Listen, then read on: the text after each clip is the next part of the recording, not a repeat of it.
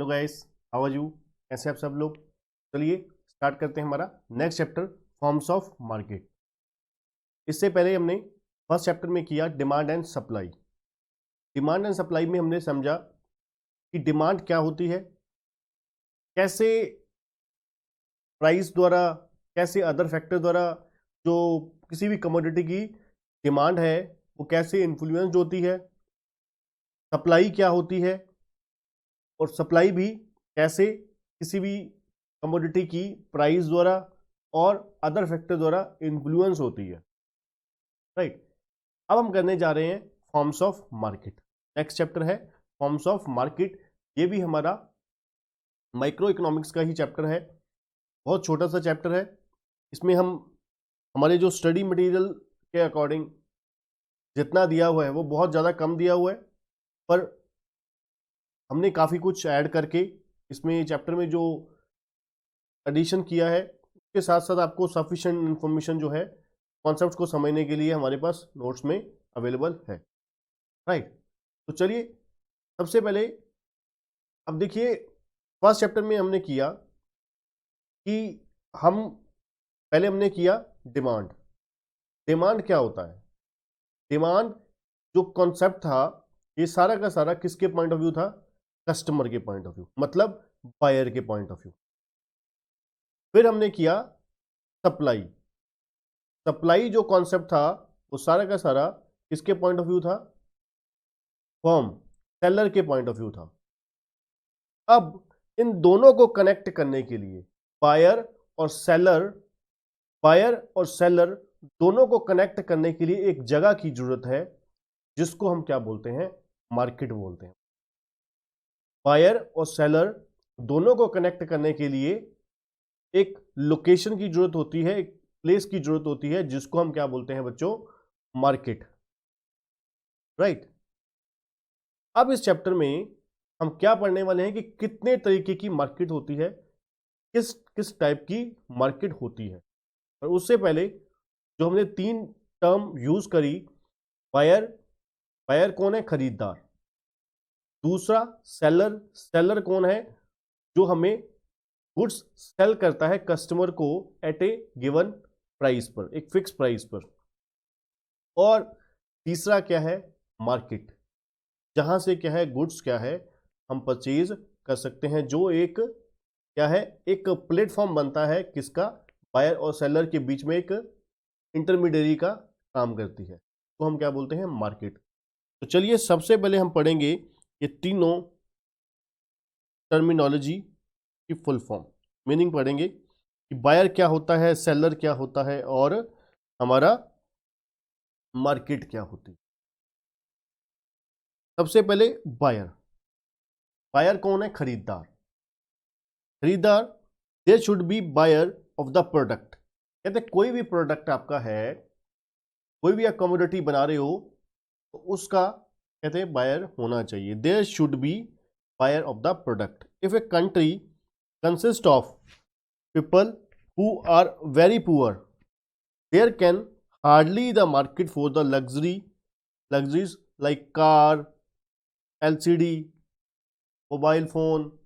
Right, इस तरीके की जो महंगी चीजें होंगी उनके लिए जो कस्टमर है बहुत मुश्किल से मिलेंगे। इसलिए कहते हैं कोई भी प्रोडक्ट है, जिस भी कमोडिटी की हम बात कर रहे हैं, उसमें उसके लिए मार्केट में कस्टमर होने चाहिए। There should be buyer. खरीदार कौन है? जो गुड्स परचेज करता है। करेक्ट। दूसरा कौन है? सेलर। सेलर कौन है? एक commodity should be offer for sale in the market. Seller वो पर्सन है, वो फर्म है जो क्या है? कमोडिटी ऑफर करती है सेल के लिए मार्केट में। कमोडिटी ऑफर करती है मार्केट में सेल करने के लिए, जिसको हम कौन क्या बोलते हैं? फर्म बोल सकते हैं या सेलर बोल सकते हैं। Correct. Otherwise there is no question of buying the commodity.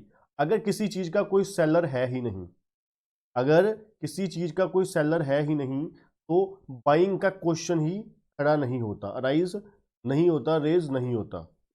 Therefore existence of seller is a necessity for any market. अगर कोई भी मार्केट के बारे में हम तब बात करते हैं किसी भी कमोडिटी की अगर उसमें सेलर है, मतलब सेलर और बायर दोनों होने चाहिए। बड़ी सिंपल सी बात है, वो तो आपको भी पता ही है। जब हम किसी कमोडिटी के बारे में बात कर रहे हैं तो दोनों उसमें बायर भी होने चाहिए, सेलर भी होने चाहिए, तभी वो मार्केट कहलाएगी। अगर उसमें बायर है सेलर नहीं है, सेलर है बायर नहीं है, तो फिर वो लोकेशन जहां पर कमोडिटी एग्जिस्ट करती है, जहां पर कमोडिटी जो है ट्रेड होने के लिए आई है, वो मार्केट नहीं कहलाए। करेक्ट। उसके बाद कॉन्टैक्ट। कॉन्टैक्ट क्या चीज है? Buyer and seller should have close contact with each other. Price, there should be a price for the commodity. Commodity के लिए क्या होना चाहिए? प्राइस होना चाहिए। The exchange of commodity between the buyer and seller occurs a particular price which is mutually agreeable to both the buyer and seller. Correct. अब बात करते हैं, ये हो गया हमारा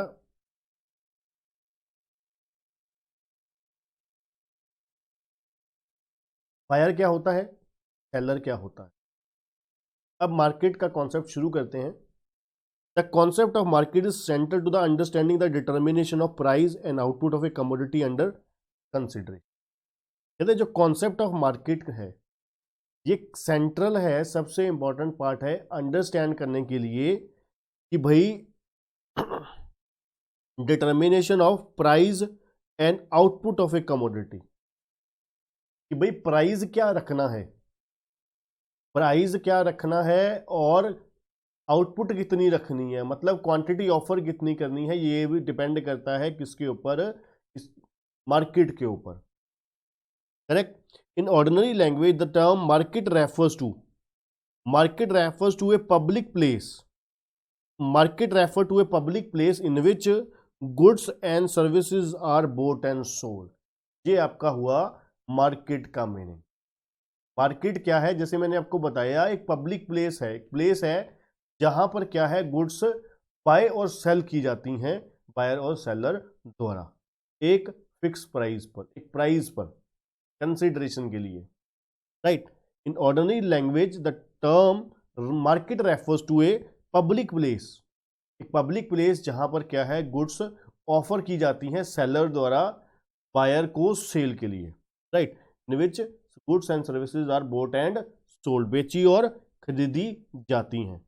इन economics it has a different meaning. कहते हैं इकोनॉमिक्स में थोड़ा सा डिफरेंट मीनिंग है मार्केट का। कहते हैं different economic have try to define market in the different ways. अब वो कौन कौन से हैं? कहते हैं कॉर्नोट डिफाइंस। कॉर्नोट ने, एक प्रसिद्ध इकोनॉमिस्ट ने, कॉर्नोट ने मार्केट के बारे में क्या बताया? Not any particular market place. General meaning जो आपने पढ़ा वो ऑर्डिनरी लैंग्वेज में, ऑर्डिनरी लाइफ के लिए वो ठीक था, पर इकोनॉमिक्स में मार्केट का मीनिंग क्या है? Not any particular place, market place in which things are bought and sold.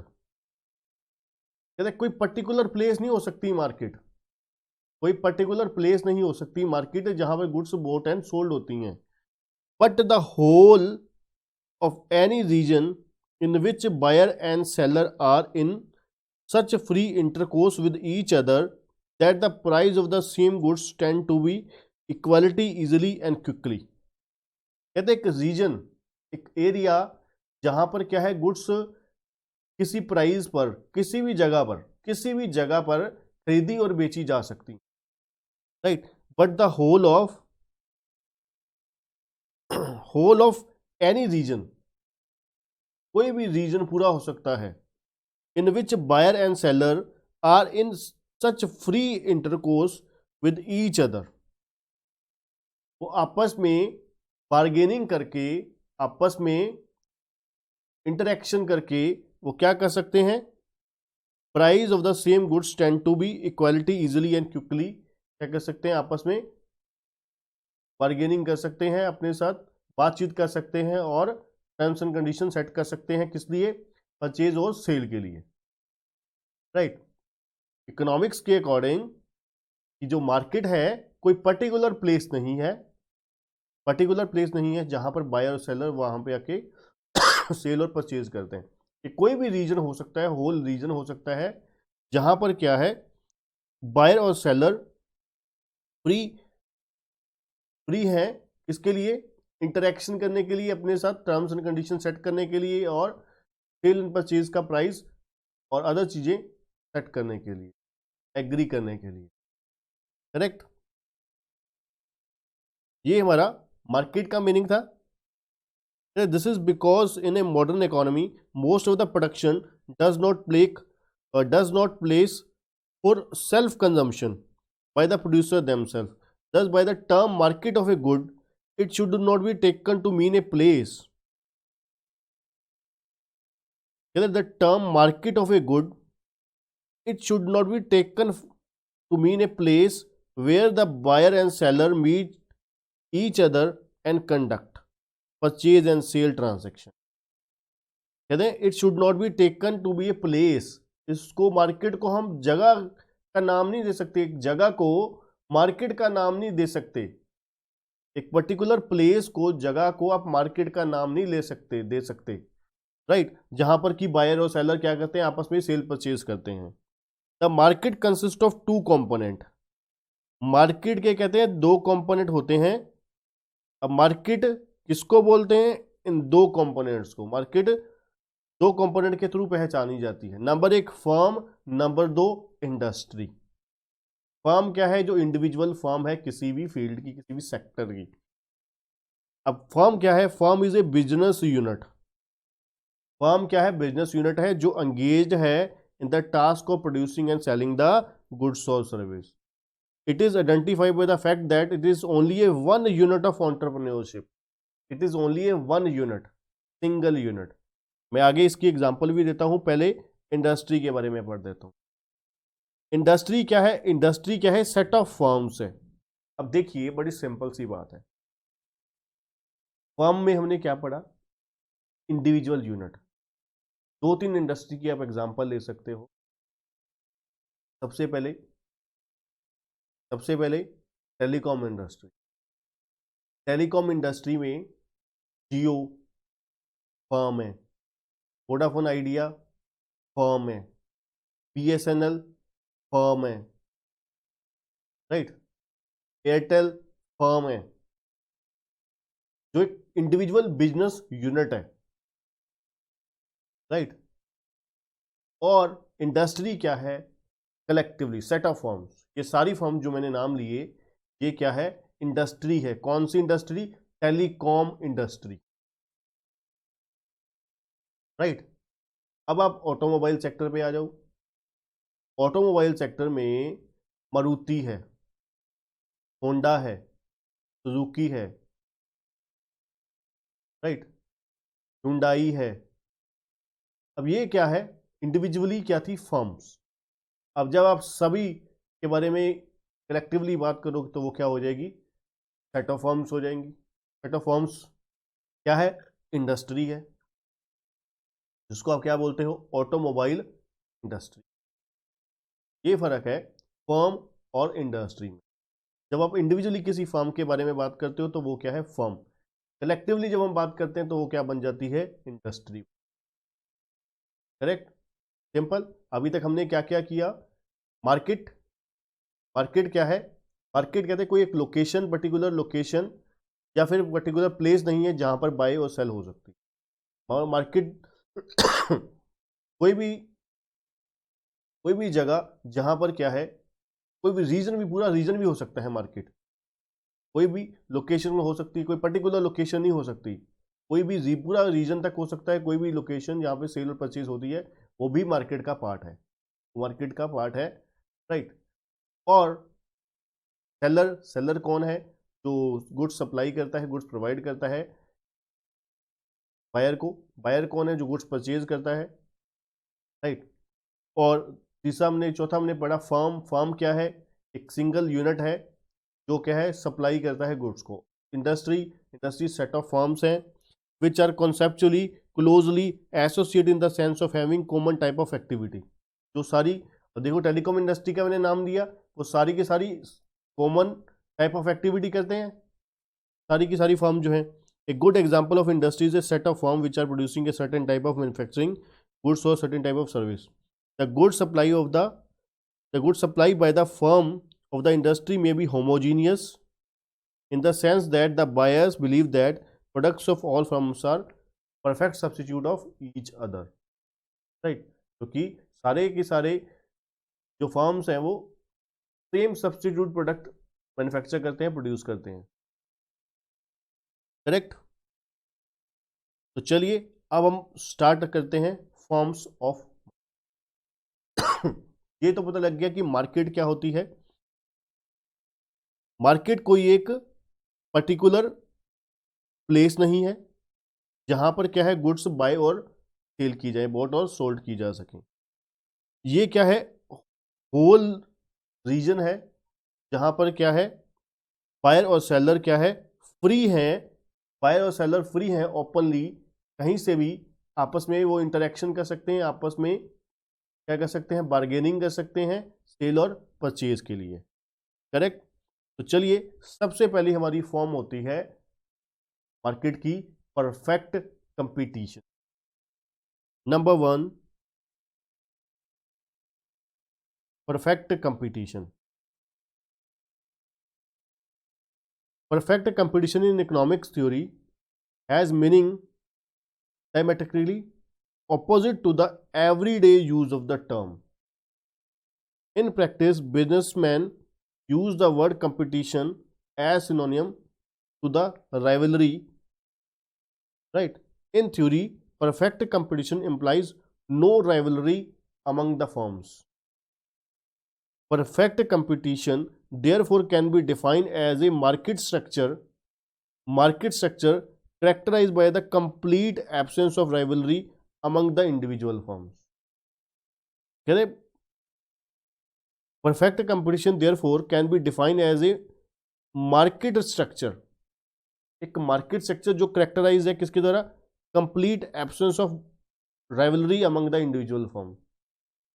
That is to say perfect competition is a market structure where there is a perfect degree of competition and single price prevail. Last line जो थी वो सबसे main थी आपके लिए।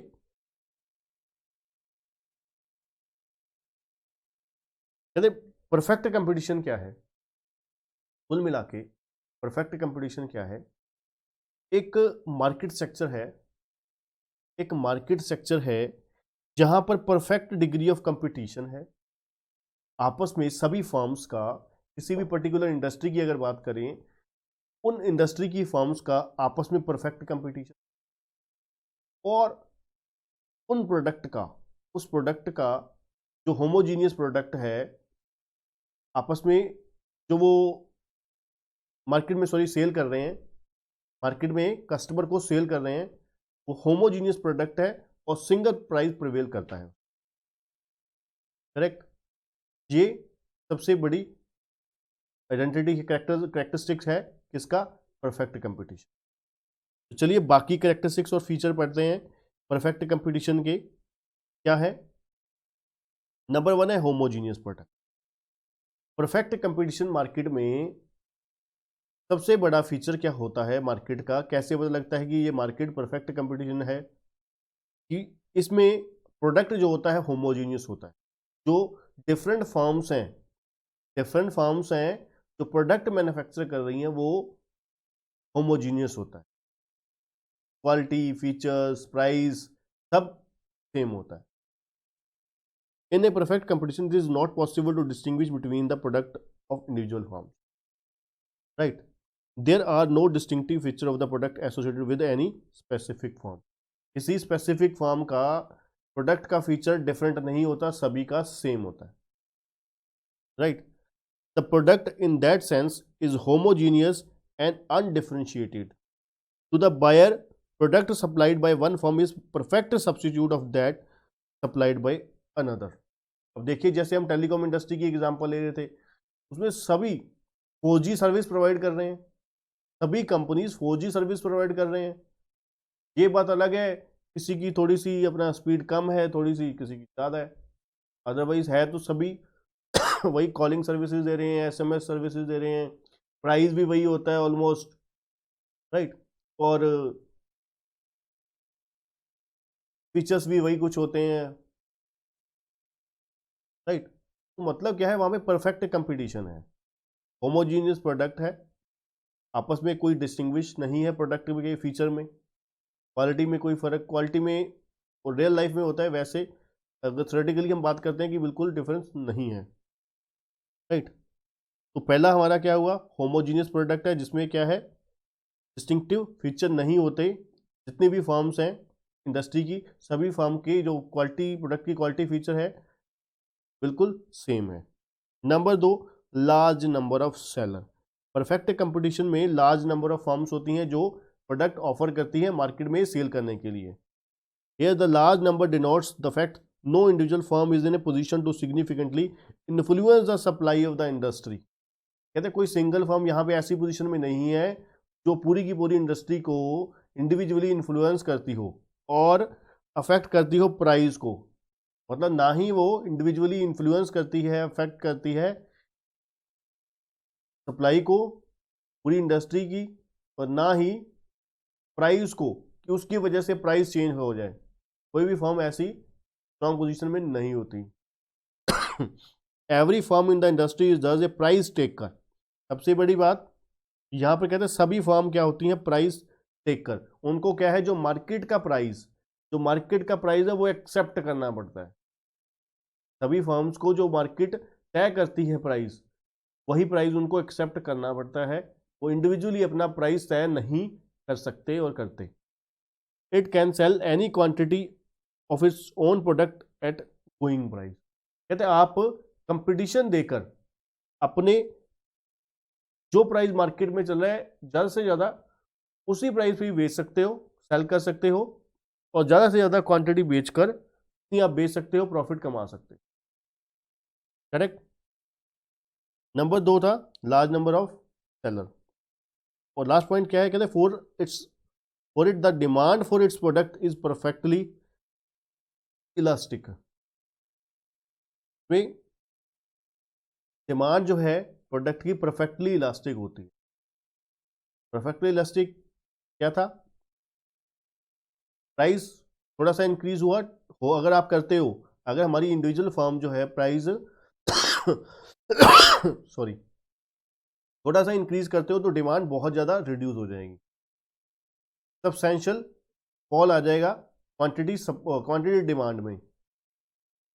It of course must be remembered that maximum quantity which the firm can supply is insignificantly the small when viewed in relation to the aggregate supply of the industry as a whole, right। उसके बाद है large number of buyer. Large number of seller की तरह यहाँ पर buyer भी large number में है। परफेक्ट कंपटीशन में लार्ज नंबर ऑफ बायर होते हैं जो क्या है, who are in a competition with each other for the available supply, right. Their number is so large that any single buyer may change the quantity, any single buyer may not change the quantity purchase, may change with the quantity purchase without significantly affecting the total demand in the market and affecting the price of the product। may not है यहाँ पर, कहते large number of buyer होते हैं यहाँ पर, और कोई भी बायर ऐसी सिचुएशन में नहीं है कि भाई वो मार्केट में जो प्राइस को है वो अफेक्ट कर देगा, राइट। वो कि मार्केट में प्रोडक्ट के प्राइस को अफेक्ट कर देगा, ऐसा नहीं कर सकता। Like an individual firm, individual buyer is also a price taker. कहते हैं यहाँ पर भी जो बायर है फर्म की तरह, सेलर की तरह प्राइस टेकर ही है। प्राइस ये मेकर नहीं होता कि कस्टमर के कहने पर आप प्राइस कम कर दोगे या ज़्यादा कर दोगे, प्राइस सेम रहेगा, होम फिक्स रहेगा। He can buy any quantity of the product at a going price। जो प्राइस मार्केट में चल रहा है, प्रिवेलिंग प्राइस है, उस प्रिवेलिंग प्राइस पे ही आपको जितनी मर्जी क्वांटिटी आप क्या है परचेज कर सकते हो, परचेज कर सकता है बायर, करेक्ट। पहला क्या है, होमोजीनियस प्रोडक्ट। होमोजीनियस क्या है कि भाई जो प्रोडक्ट की क्वालिटी है, फीचर्स है, सभी फर्म जितनी भी मार्केट में सेल कर रही हैं वो सभी same kind of product, same तरीके की क्वालिटी और सेम तरीके का फीचर प्रोडक्ट में प्रोवाइड करेंगी और करती हैं। लार्ज नंबर ऑफ सेलर है, तो फर्म्स हैं, कोई ऐसी फर्म सिचुएशन में नहीं है जो क्या है इन्फ्लुएंस कर पाएगी कि वो प्राइस चेंज कर दे, जिसकी वजह से मार्केट की सप्लाई चेंज हो जाए और सप्लाई की वजह से प्राइस चेंज हो जाए। तीसरा, लार्ज नंबर ऑफ बायर्स होते हैं। ऐसा नहीं है कि कोई भी, और प्राइस जो सेलर और बायर दोनों प्राइस टेकर हैं, प्राइस मेकर कोई भी नहीं है यहाँ, राइट। उनको भी क्या है, बायर को और सेलर को इंडस्ट्री का जो प्राइस होता है, प्रिवेलिंग प्राइस होता है, उसको एक्सेप्ट करना होता है, और जो प्राइस प्रिवेल कर रहा है उसी प्रिवेलिंग प्राइस पे ही गुड्स परचेज करनी पड़ती हैं, सेलर को गुड्स सेल करनी पड़ती है। Full knowledge of market, perfect competition में हम मान के चलते हैं कि जो कस्टमर है उसको मार्केट की कंप्लीट नॉलेज होती है, right. It is assume that in the perfect competition every buyer और सेलर दोनों को कहते हैं फुल नॉलेज होती है, जो मार्केट में क्या प्राइस प्रिवेल कर रहा है, as also the prices being asked by the seller and being offer by the buyer, कि भाई क्या प्राइस सेलर द्वारा बताया गया है, सेलर द्वारा पूछा गया है, और क्या बायर द्वारा बोला गया है कि भाई क्या प्राइस पे, कितने प्राइस पे मैं गुड्स लेने के लिए रेडी हूँ। वो सब कुछ हर सेलर को और बायर को पता होता है, मार्केट में क्या रेट चल रहा है और किस रेट पे गुड्स बिक रही हैं। Perfect knowledge enable every buyer and seller to make use of any opportunity that may exist to strike a better bargain। कहते हैं जब एक, देखिए फुल नॉलेज ऑफ मार्केट से मतलब परफेक्ट बात ये है भाई, जब आपको मार्केट की बायर को परफेक्ट नॉलेज होती है तो क्या है, वो जो परफेक्ट जो सिचुएशन होती है उसका एक फुल एडवांटेज गेन कर सकता है। जब आपको किसी भी चीज़ के बारे में फुल नॉलेज होती है तो आप उस केस में मार्केट की सिचुएशन का, जब मार्केट आपको प्रॉफिट और बेनिफिट पहुंचा सकती है तो आप वहां पर बेनिफिट गेन कर सकते हो, करेक्ट। तो इसीलिए कहा गया है कि every buyer and seller to make use of any opportunity may exist to strike a better bargain. ठीक है जी। अगला है इकोनॉमिक रैशनैलिटी। इकोनॉमिक रैशनैलिटी क्या है, कहते हैं ये एक अनदर फीचर है परफेक्ट कंपटीशन का। इसका मतलब क्या है, हर एक बायर और सेलर जो है motivated by his own economic interest in his decision to buy और सेल। देखिए बायर का क्या इकोनॉमिक इंटरेस्ट है।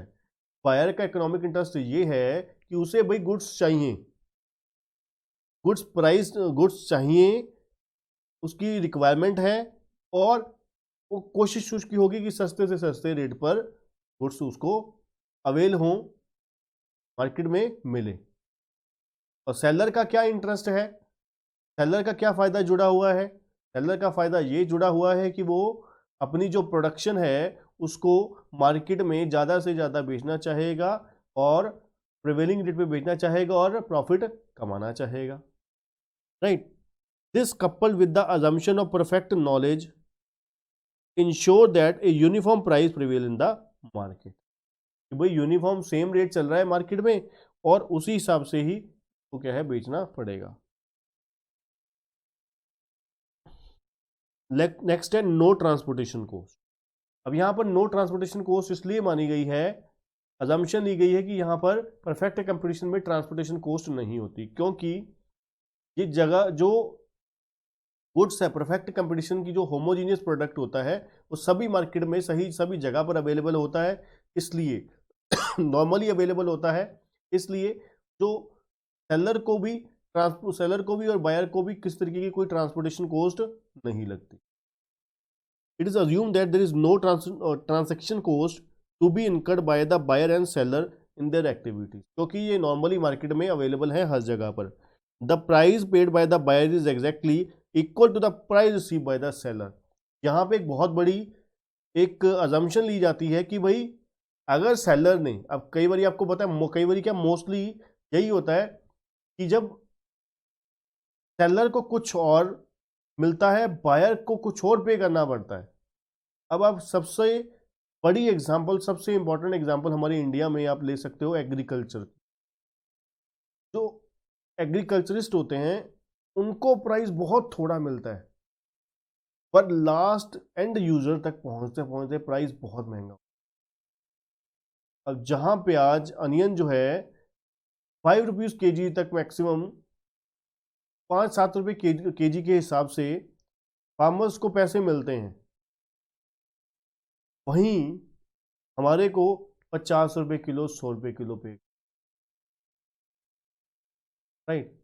मतलब क्या है, बीच में इतने सारे इंटरमीडिएटरीज आ जाते हैं जिसका क्या है प्रॉफिट मार्जिन बीच में इंक्लूड होता है, जिसकी वजह से क्या है गुड्स जो है बहुत ज़्यादा महंगी हो जाती है कि प्राइस जो कस्टमर की जेब में से कुछ और गया, कस्टमर की जेब में से कुछ और गया और सेलर की जेब तक पहुंचते पहुंचते कुछ और ही रह गया। करेक्ट। तो इसलिए यहां पर मान के क्या चलते हैं, बहुत बड़ी अजम्पशन लेके चलते हैं कि भाई जो सेलर है जितने पैसे बायर जो पे कर रहा है उतने पैसे ही सेलर की जेब में पहुंच रहे हैं, राइट। आपने हमें 10,000 रुपये दिए तो 10,000 रुपये ही हमारी जेब में पहुंचे हैं, correct. There is no resource cost in term of time or other expenses to be incurred, that is there are no transaction cost. In particular a seller has no need to incur any selling expenses, कहते seller को यहां पर किसी तरीके का कोई selling expense खर्च करने की जरूरत नहीं है, because his product is not differentiated. जब मेरा प्रोडक्ट कहते हैं डिफरेंशिएट है ही नहीं तो मुझे ऐड करने की क्या जरूरत है, एडवर्टाइजमेंट करने की क्या जरूरत है, सेलिंग एक्सपेंसेस इनकर करने की मुझे क्या जरूरत है। फ्री एंट्री एंड एग्जिट, सबसे बड़ी एक अच्छी बात यहां पर यह है कि जो फर्म्स हैं न्यू फर्म्स आ भी सकती हैं, पुरानी फर्म जा भी सकती हैं, फ्री एंट्री एंड एग्जिट है, कोई किसी तरीके की कोई रिस्ट्रिक्शन नहीं है। Basically the term entry and exit apply to the supplier, ये कस्टमर के लिए थोड़ी ना होगी, बायर के लिए थोड़ी ना होगी, ये ऑब्वियस है सप्लायर के लिए ही होगी कि फ्री एंट्री और एग्जिट है तो their coverage can be extended to the buyer also. It means that given enough time any existing firm can close down and leave the industry or any time a new firm can enter into the industry. कहते हैं अगर कोई firm close down करना चाहती है, industry से जाना चाहती है, वो जा सकती है जब मर्जी, और कोई नई फर्म एंटर करना चाहती है तो कर सकती है। कोई लीगल इंस्टीट्यूशनल या टेक्निकल प्रॉब्लम नहीं है ऐसा कुछ करने में। It is only estimated economic benefit or losses that guide the firm in these decisions. कहते हैं बहुत अच्छी बात बताई हुई है कि ये एक इकोनॉमिकल बेनिफिट और लॉसेज है कि भाई जिस फर्म को बेनिफिट लग रहा है, बेनिफिट हो रहा है, बेनिफिट वो प्रॉफिट कमा रही है जो फर्म, वो मार्केट में रहेगी, और जो लॉसेज सफर कर रही है वो क्या है लीव कर जाएगी इंडस्ट्री को, करेक्ट। नेक्स्ट है perfect mobility of factor of production. Perfect mobility of factor of production क्या है? The one of the main feature of the perfect competition is perfect mobility of factor of production. The factor of production are free to move from one firm to another. It is also assumed that worker can also move between different firms, which implies that skills can be learned easily. कहते जो work factor of production है free है एक firm से दूसरी firm से move करने, मतलब जो एम्प्लॉई हैं, जो स्किल्ड एम्प्लॉई हैं, आपकी फर्म से मेरी फर्म में आ गई, right. It is also assumed that worker can also move between different firms. कि आपके वर्कर मेरी फर्म में आ गए, which implies that skill can be learned. आपका जो स्किल था वो मेरे पास,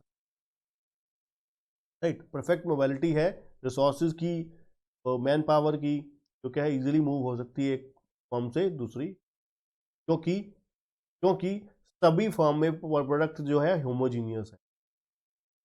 अगर आपका कंपनी का कोई एक्सपर्ट आपकी कंपनी में 10 साल से जॉब कर रहा है और वो हमारी फर्म ने उसको एक्स्ट्रा पे करके अपने पास एम्प्लॉयड कर लिया, वो क्या है हमारे को बेनिफिट दे देगा, राइट. स्किल जो है हम उसको यूटिलाइज कर लेंगे अपने में प्रोडक्शन प्रोसेस में। तो कुल मिला के ये हमारा परफेक्ट कंपटीशन था, जहां पर क्या है, मार्केट में लार्ज नंबर ऑफ बायर्स हैं, लार्ज नंबर ऑफ सेलर हैं, कोई भी बायर या कोई भी सेलर ऐसी पोजीशन में नहीं है जो पूरी इंडस्ट्री को इन्फ्लुएंस कर। प्राइस जो है इंडस्ट्री तय करती है। यहाँ पर इन मार्केट्स में, परफेक्ट कंपटीशन मार्केट में, प्राइस जो है इंडस्ट्री तय करती है और प्राइस इंडस्ट्री तय करती है। कस्टमर को एक्सेप्ट करना ही होता है और सप्लायर को प्राइस एक्सेप्ट करना ही होता है, मतलब प्राइस टेकर होती हैं। मोबाइलिटी होती है फैक्टर ऑफ प्रोडक्शन में, प्राइस टेकर है। और नई फर्म्स आती रहती हैं, पुरानी फर्म एग्जिट करती रहती हैं प्रॉफिट के हिसाब से। प्रॉफिट उनको लगता है कि बेनिफिशियल, उनकी फर्म बेनिफिट्स में है, प्रॉफिट्स में है, तो वो कंटिन्यू रखेंगे इंडस्ट्री में, अदरवाइज वो एग्जिट कर जाएंगे। राइट। सबसे बड़ी बात, प्रोडक्ट यहाँ पे क्या है, होमोजीनियस। सभी फर्म जो इंडस्ट्री में है वो सेम प्रोडक्ट ही बनाती हैं और क्वालिटी फीचर्स में कोई फर्क नहीं होता। ये परफेक्ट कंपटीशन का कॉन्सेप्ट था हमारा। तो चलिए आगे बढ़ते हैं हमारे कॉन्सेप्ट नंबर 2 की तरफ, मोनोपोली।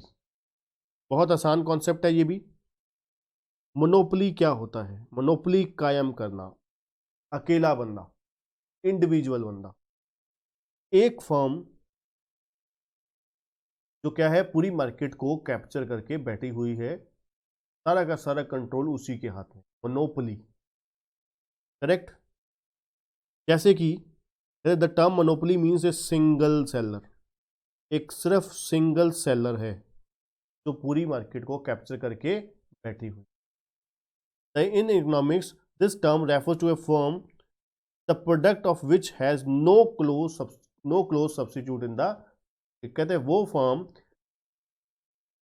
फर्म जिसका प्रोडक्ट का किसी तरीके का कोई क्लोज सब्स्टिट्यूट नहीं है मार्केट में। The product of which has no close substitute in the market, it is in that sense a single firm industry. सबसे बड़ी बात, सिंगल फर्म इंडस्ट्री है। Mono means single, poly means seller, single seller. Mono means single, poly seller, single seller. कहते according to professor A.J. Braff, under pure monopoly there is single seller in the, जहां पर pure monopoly होती है उसको, वहां पर क्या होता है, सिंगल सेलर ही होता है। Monopolist demand is the market demand, जो उस फर्म की डिमांड होगी वो पूरी मार्केट की डिमांड होगी, इंडस्ट्री की डिमांड होगी। अब मोनोपोली क्या है, प्राइस मेकर है क्योंकि वो खुद ही प्राइस तय करेगा। Pure monopoly suggest not a substitute situation. तो कहते हैं कुछ फीचर्स हैं मोनोपोली के, कौन कौन से हैं जी? सिंगल सेलर और लार्ज नंबर ऑफ बायर। अब देखिए यहां पर मोनोपोली में सिंगल फर्म है, ये हम ऑलरेडी नाम से ही समझ चुके हैं। यहां पर एक सिंगल फर्म है जो क्या है, सारी की सारी इंडस्ट्री को संभाल के बैठी हुई है, सभी कस्टमर को। जैसे कि आप इंडियन रेलवे ले सकते हो, इंडियन रेलवे का कोई सब्स्टिट्यूट नहीं है, क्लोज सब्स्टिट्यूट नहीं है। सब्स्टिट्यूट बेशक होंगे, पर रेलवे के थ्रू, अगर आप रेल के थ्रू सफर करना चाहते हो तो इंडियन रेलवे के थ्रू कर सकते हो, कोई सेलर नहीं है। करेक्ट। उसके अलावा मान लीजिए आप, जैसे हम पंजाब में हैं, पंजाब से हमारी फर्म जो है बिलोंग करती है, वहाँ पर इलेक्ट्रिसिटी जो है क्या है, पंजाब गवर्नमेंट की तरफ से है। राइट। तो वहाँ पर मोनोपोली है, कोई और हमारे पास क्लोज सब्स्टिट्यूट नहीं है। करेक्ट। वहाँ पर, यहाँ पर हमारे जो इंस्टीट्यूशन है वो क्या है, PSPCL है, Punjab state power corporation limited. अब PSPCL के अलावा कोई और सेलर नहीं है इलेक्ट्रिसिटी कंजम्पशन के लिए। कंज्यूमर के पास पूरे पंजाब में PSPCL के अलावा इलेक्ट्रिसिटी प्रोवाइडर कोई भी नहीं है, राइट। तो सिंगल सेलर क्या हो गया, PSPCL हो गया हमारा, और लार्ज नंबर ऑफ कस्टमर हम लोग हो गए, पब्लिक हो गई, ठीक है जी। तो सिंगल सेलर और लार्ज नंबर ऑफ बायर्स होती हैं किसमें, मोनोपोली में। The basic assumption of monopoly single seller और लार्ज नंबर ऑफ बायर्स होती हैं, जैसे मैंने आपको PSPCL के बारे में बताया और जाब की पब्लिक के बारे में।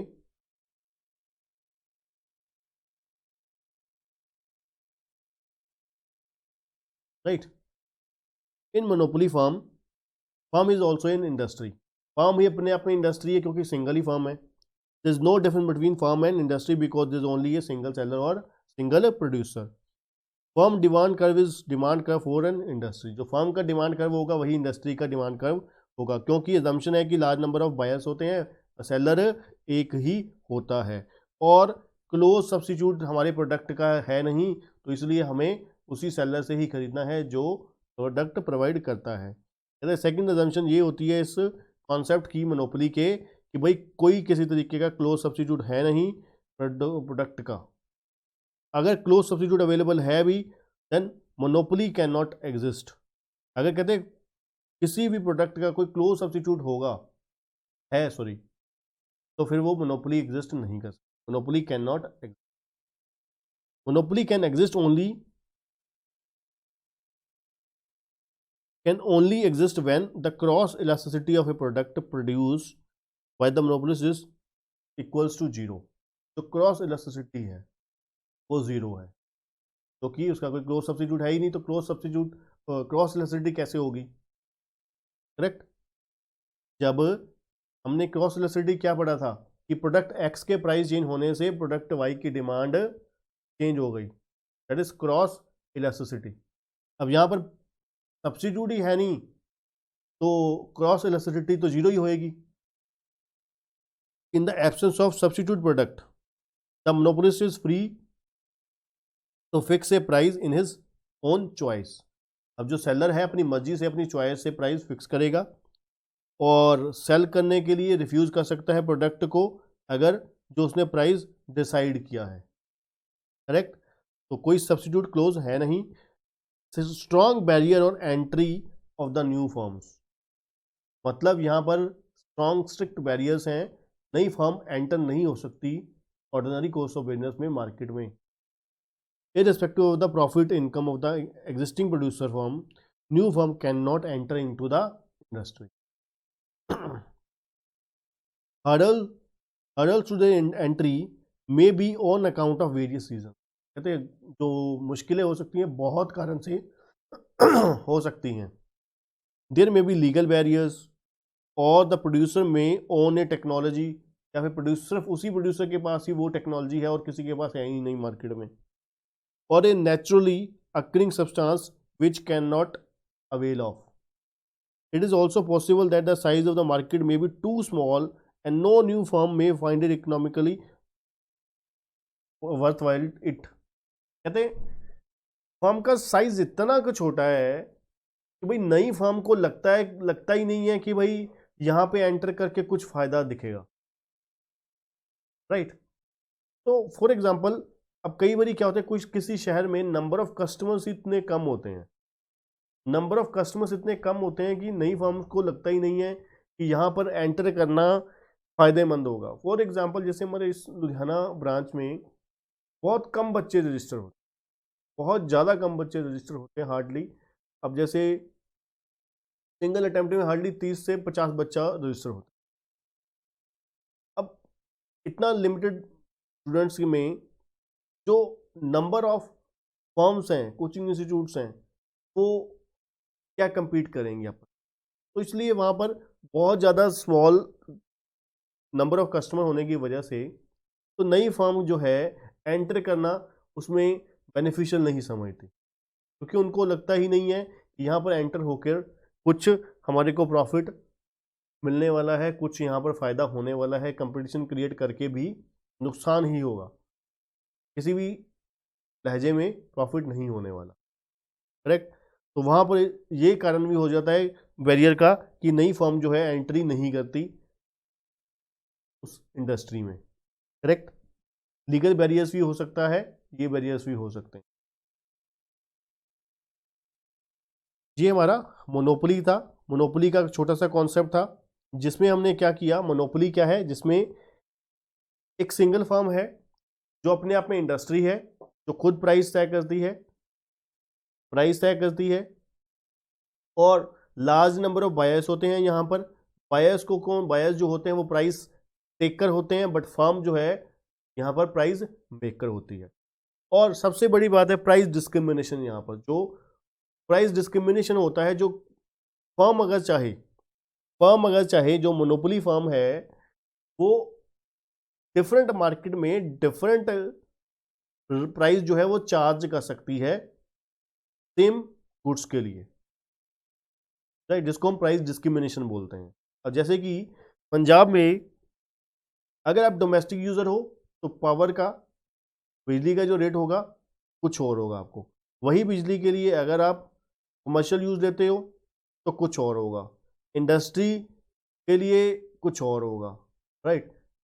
इंडिविजुअल में भी जो डोमेस्टिक यूजर है उसके लिए उसको भी दो कैटेगरी में डिवाइड किया गया है। एक जो है अदर जनरल कास्ट है और एक SC BC कास्ट है, OBC। अब उनके लिए अलग रेट लगाए गए हैं। तो मतलब क्या है, सेम कमोडिटी के लिए प्राइस डिस्क्रिमिनेशन हो सकता है, करेक्ट। और आप इंडियन रेलवे की भी एग्जांपल ले लीजिए, सेम सीट के लिए जो नॉन सीनियर सिटीजन है उसके लिए प्राइस कुछ और है, सीनियर सिटीजन के लिए हाफ है। मतलब क्या है, प्राइस डिस्क्रिमिनेशन किया जा सकता है जिस फर्म की मोनोपोली होती है, करेक्ट। और फ्री एंट्री और एग्जिट में बैरियर्स होते हैं, स्ट्रिक्ट बैरियर्स होते हैं। लीगल बैरियर्स भी हो सकते हैं और अदर बैरियर्स भी हो सकते हैं, राइट। तो ये हमारा दूसरा कॉन्सेप्ट था, मोनोपोली। अब बढ़ते हैं अपने तीसरे कॉन्सेप्ट की तरफ, मोनोपोलिस्टिक कंपटीशन। मोनोपोलिस्टिक कंपटीशन क्या है बच्चों? Monopolistic competition is defined as that market structure in which each seller produces a differentiated product। अब यहां पर क्या है, दोनों से हटके है, यहां पर कुछ ना कुछ अलग फीचर जरूर है मेरे प्रोडक्ट में, आपके प्रोडक्ट में। हम दोनों एक ही इंडस्ट्री से बिलोंग करते हैं पर हम दोनों के प्रोडक्ट में डिफरेंशिएशन है, क्वालिटी फीचर्स कुछ ना कुछ अलग है दोनों प्रोडक्ट में। The concept of product differentiation means the product marketed by one seller can be distinguish from the product marketed by other seller in the firm और अदर, इन सम फॉर्म और other, sorry. अब क्या है, जो मैं product provide कर रहा हूं मार्केट में अपने कस्टमर को और आप प्रोडक्ट प्रोवाइड कर रहे हो मार्केट में कस्टमर को, वो दोनों हैं तो सेम पर डिफरेंशिएटेड है। उनकी पैकेजिंग, क्वालिटी, टेस्ट डिफरेंट है, राइट। देखिए जैसे रेस्टोरेंट इंडस्ट्री होती है और वहां पर हर रेस्टोरेंट का जो फूड होता है वो टेस्ट अपना अलग होता है, राइट। बाबा चिकन भी चिकन बेचता है, KFC भी चिकन बेचता है, टेस्ट दोनों का डिफरेंट है, राइट। डोमिनोज पिज़्ज़ा है, पिज़्ज़ा बेचता है, ठीक है, पिज़्ज़ा फॉर्म है। अब बर्गर किंग है, मैकडी है, राइट। बर्गर किंग और मैकडी दो अलग अलग फर्म है, बेशक दोनों बर्गर सेलिंग फर्म है। मैक्सिमम आई थिंक बर्गर ही बेचती, बर्गर किंग तो बर्गर ही बेचती है सिर्फ और सिर्फ। और जो दूसरी फर्म है डोमिनोज नहीं सॉरी मैकडी, वो बर्गर भी बेचती है, अदर थिंग्स भी होती हैं, उसके अदर प्रोडक्ट भी होते हैं।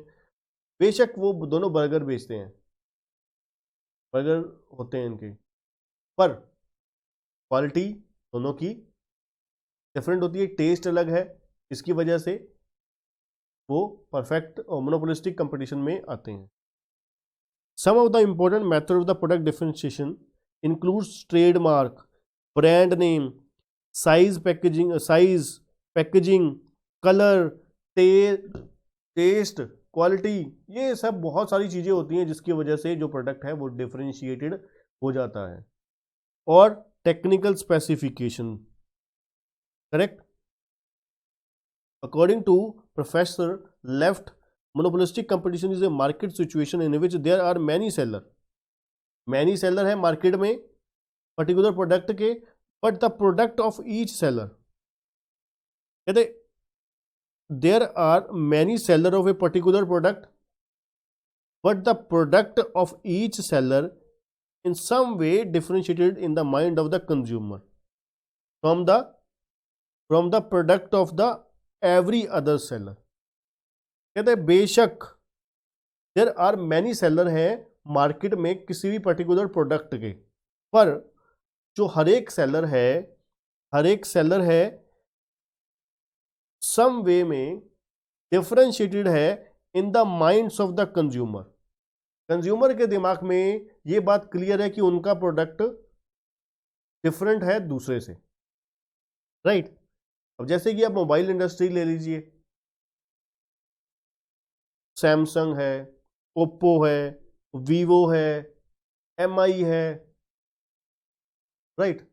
अब ये चारों ऑलमोस्ट है तो चारों मोबाइल ही कंपनियां, चारों मोबाइल है, राइट। अब बस चारों के अलग अलग फीचर्स। अब ओप्पो वीवो जो है ये कैमरा फीचर पे ज़्यादा फोकस करती हैं, कैमरा क्वालिटी पे बहुत ज़्यादा फोकस करती हैं, और जो एमआई है वो सभी ओवरऑल फीचर प्लस प्राइसिंग के ऊपर ज़्यादा फोकस करती है, राइट।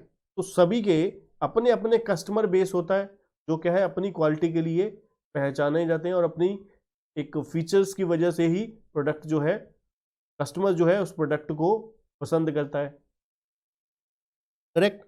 इसलिए कहते हैं सेलर्स बहुत सारे हैं, प्रोडक्ट भी बहुत सारे हैं, प्रोडक्ट सिंगल ही है पर डिफरेंशिएटेड है एक दूसरे से, उसकी पैकेजिंग की वजह से, टेस्ट की वजह से, कलर की वजह से। तो देखिए चॉकलेट्स होती हैं बहुत, मान लो सेम एक तरीके की चॉकलेट जो है कंपनी बनाती है, और अलग अलग कंपनियां, अब उस चॉकलेट के लिए डेयरी मिल्क है, राइट, और जो अदर कंपनियां हैं वो भी चॉकलेट ही बनाती हैं, पर जानी जाती हैं अपने टेस्ट की वजह से। तो सेल जिस फर्म की मार्केट में कस्टमर ज़्यादा टेस्ट पसंद करता है उस वजह से उनकी सेल कम और ज़्यादा है, राइट। तो मतलब क्या है, जो मोनोपोलिस्टिक कंपटीशन है इसमें प्रोडक्ट बेशक सेम है पर डिफरेंशिएटेड है अदर वे में, राइट। मैनी वे में जो है, सम वे में जो प्रोडक्ट की क्वालिटी है,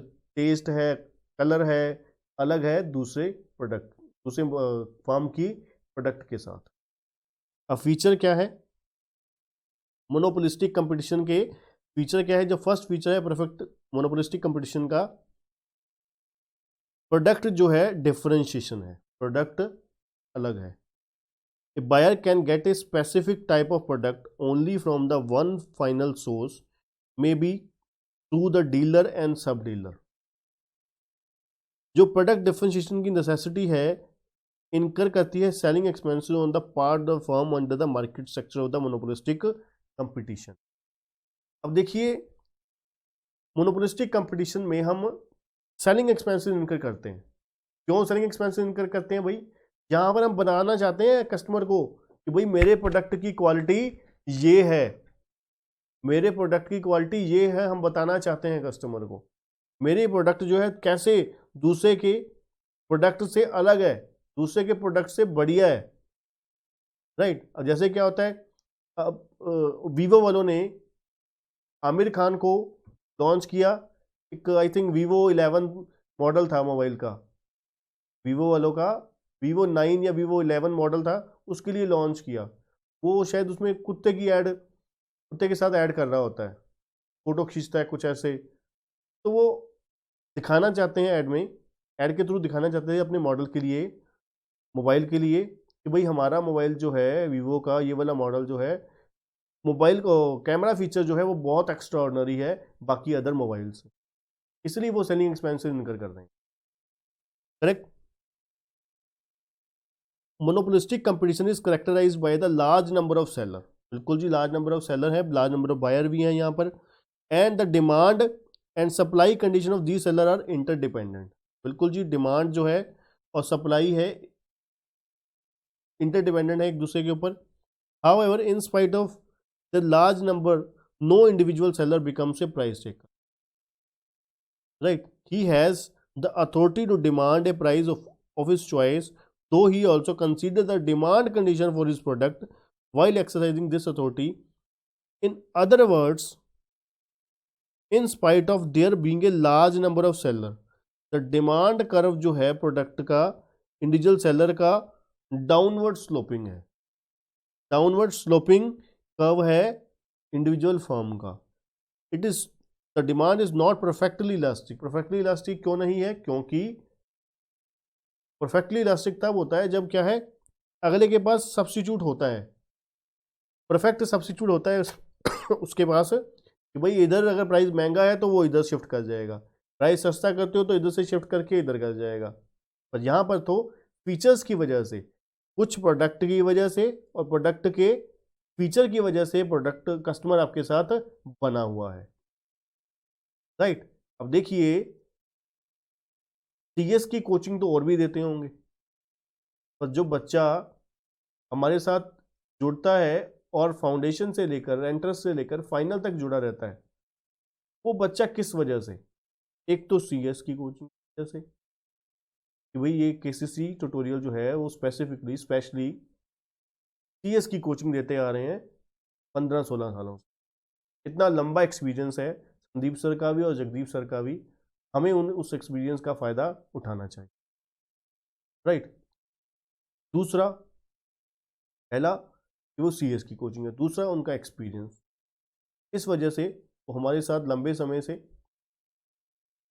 जुड़ते हैं, राइट।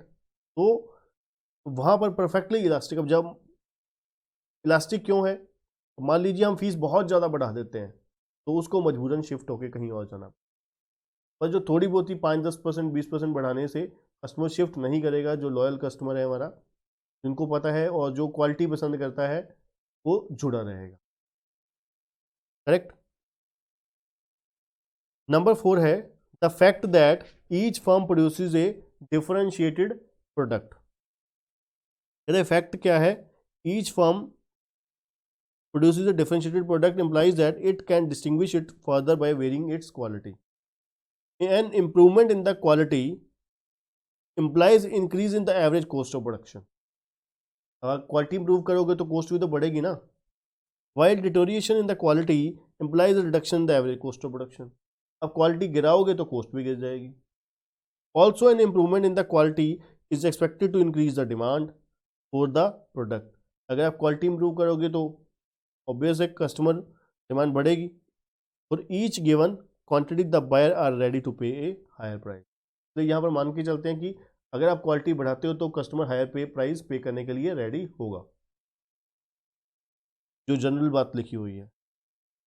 5 नंबर फीचर क्या है? The firm under the monopolistic competition face a competitive market as a regard the input use by them. कहते जो कंपटीशन है वो इनपुट यूज, अगर आप अच्छा इनपुट यूज करते हो तो अच्छा प्राइस पे करने के लिए कस्टमर तेज रेडी है, यही पढ़ा हमने।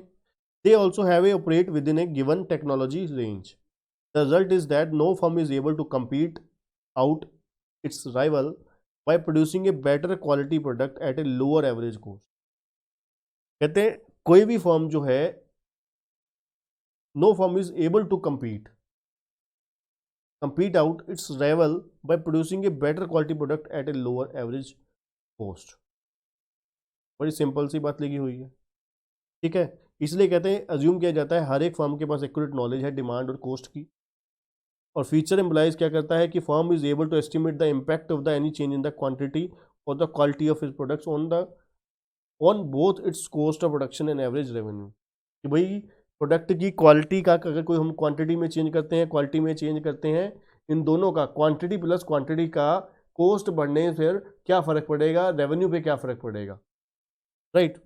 इसीलिए कहते हैं हम फुल नॉलेज रखते हैं, कंप्लीट नॉलेज रखते हैं इस चीज़ की, इसलिए कहते हैं this knowledge therefore enable the firm to maximise its profit. अब यही जो हमारी परफेक्ट नॉलेज है about the market, about the cost of production, about the revenue, ये हमारे को क्या है, मदद करती है प्रॉफिट अर्न करने पर, ठीक है जी। और कहते हैं every firm can leave the group of firm belonging to the product group, similarly new firm can enter into the group and produce the close substitute of the existing group in the existing product in the group, right. और last क्या है, at the same time every firm in the monopolistic competition is assume to pursue the goal of the profit, सभी का profit maximisation का गोल होता है, और its aim is not to maximise the sale proceed और increasing the market. अब किसी का भी ये कोशिश नहीं होती कि यहाँ पर अज्यूम करके चलते हैं, अदरवाइज होती है वैसे तो, अगर मोबाइल मार्केट की बात करो, क्योंकि वो सेल क्यों बढ़ाना चाहते हैं, मार्केट शेयर बढ़ाने की, यहाँ पर मानते हैं कि परफेक्ट प्रॉफिट कमाने का, प्रॉफिट मैक्सिमाइजेशन का पर्पस होता है सभी फर्म का, rather than market share increase करने का और सेल इंक्रीज, करेक्ट। ये था हमारा मोनोपोलिस्टिक कंपटीशन का कॉन्सेप्ट। अब लास्ट कॉन्सेप्ट है हमारा डियोपोली, बड़ा छोटा सा कॉन्सेप्ट है। डियोपोली कॉन्सेप्ट क्या है, एक काइंड ऑफ ओलिगोपोली है। ओलिगोपोली क्या होता है, कुछ फर्म्स, थोड़ी सी फर्म्स जो है मार्केट में, मार्केट को डोमिनेट करके बैठी हुई, मार्केट को डोमिनेट कर, a market dominated by a small number of firms, ठीक है जी, जिसमें क्या है, मोनोपोली प्लस परफेक्ट कंपटीशन के। In case of duopoly particular market और industry is dominated by just two firms. अब यहाँ पर डियोपोली क्या है, दो फर्म है, दोनों फर्म ने ही क्या है, मार्केट घेरी हुई है, correct. This is in the contrast to more widely known case of monopoly when just one company dominate. अब देखिए, फिर अब हम टेलीकॉम इंडस्ट्री की एग्जांपल लेते हैं। शायद आपको पता होगा, जो पहले तो क्या हो चुका है, वोडाफोन आइडिया में मर्ज हो चुकी है, अब आइडिया की बारी आ गई है, सुप्रीम कोर्ट का ऑर्डर आ चुका है, इनको बहुत बड़ी पेनल्टी देनी है, कुछ लाख करोड़ की। अब पूरी उम्मीद है कुछ महीनों में, कुछ समय के अंदर अंदर इनका भी काम तमाम हो जाएगा।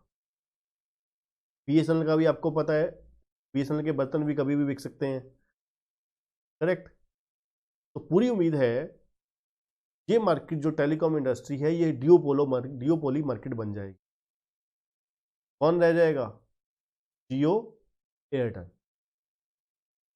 करेक्ट। तो आप उस समय मेरी एग्जांपल को याद रखना कि उस समय ये क्या रह जाएगी, duopoly market. In very rare cases this means they are only two firms in the entire market, this almost never occurs, नहीं अकर होती, पर आपको देखने को जरूर मिलेगी, मेरी भविष्यवाणी है। In practice it usually means the two duopolist firm have a great deal of influence. अब दोनों आपस में डील करके बड़े आराम से मार्केट को कैप्चर कर जाएंगी, प्राइस खुद तय करेंगी दोनों मिलके, right. As well as their relationship to each other powerfully shape their, दोनों के रिलेशनशिप जो है वो पावरफुली शेप करेंगे इंडस्ट्री को, किस तरीके से कस्टमर को लूटना है, किस तरीके से कस्टमर से प्राइस चार्ज करना है।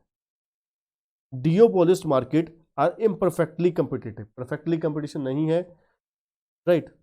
तो entry barriers are typically significant, entry barrier typically significant है for those attempting to enter the market, right. Entry barriers ज़्यादा है, but there are usually still other smaller business persisting along with the two dominating. कहते हैं इसके अलावा जो वैसे डियोपोली firm होती है, there are usually still other smaller business persisting of along with the two dominating firm. वैसे में कुछ और फर्म्स भी होती हैं जो क्या है, परसिस्ट करती हैं, पर दो फर्म ही हैं जो डोमिनेटिंग होती हैं, इंडस्ट्री को डोमिनेट करती हैं, बाकी छोटी मोटी नाम मात्र हैं, करेक्ट। ये हमारा छोटा सा चैप्टर था फॉर्म्स ऑफ मार्केट, जिसमें हमने क्या क्या पढ़ा बच्चों, जिसमें हमने पहले नंबर पे बड़ा परफेक्ट कंपटीशन जिसमें क्या है, सिंगल प्रोडक्ट होता है, लार्ज नंबर ऑफ सेलर्स होते हैं, लार्ज नंबर ऑफ बायर्स होते हैं। परफेक्ट कंपटीशन होता है मार्केट में, कोई भी कस्टमर या सेलर या बायर किसी भी तरीके का प्राइस खुद नहीं बना सकता, राइट, उन्हें एक्सेप्ट करना पड़ता है प्राइस। और यहाँ पर जो इलास्टिसिटी होती है वो परफेक्ट होती है,